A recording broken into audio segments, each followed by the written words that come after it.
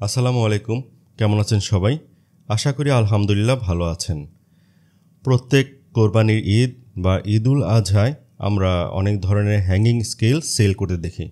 Hanging scale বা ওজন মাপার যন্ত্র, যেটা দিয়ে ছোটোখাটো ওজন মাপা যাবে ঝুলিয়ে।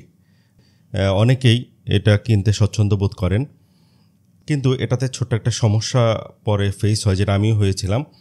এবার এটার সমাধান বের করেছি, তাই চিন্তা করলাম আপনাদের সাথেও এটা শেয়ার করি।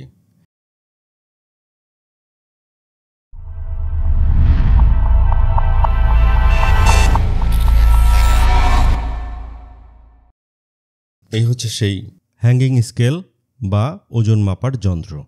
এরকমই বেশি পাওয়া যায়, এছাড়াও বিভিন্ন ব্র্যান্ডেরও আছে, কিন্তু ওভারঅল সবগুলোর ফাংশন সেম।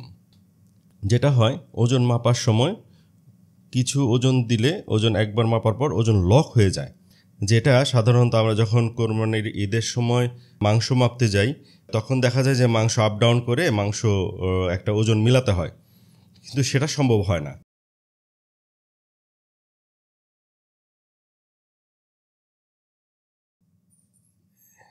আমি একটু দেখাচ্ছি আপনাদের। 30 গ্রাম ওজন আসছে।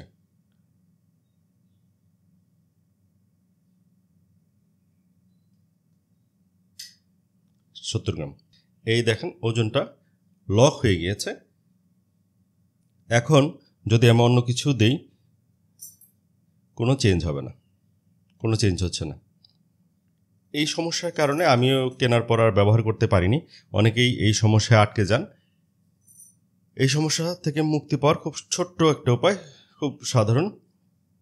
প্রত্যেকটা হ্যাঙ্গিং স্কেলে টিয়ার নামে একটা বাটন আছে, এখানে আপনারা দেখতে পাচ্ছেন। এই টিয়ার বাটনে প্রেস করে ধরে রাখুন 5 সেকেন্ড, দেখবেন অফ চলে আসছে। অফ চলে আসার পর এরপর আর কোনো সমস্যা হবে না। আমি আরেকবার আপনাদের মেপে দেখাচ্ছি।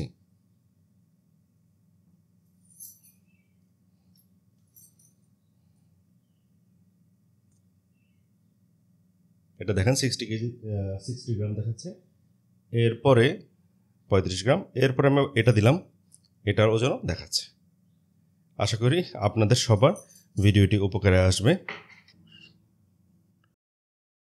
ধন্যবাদ। সালামু আলাইকুম।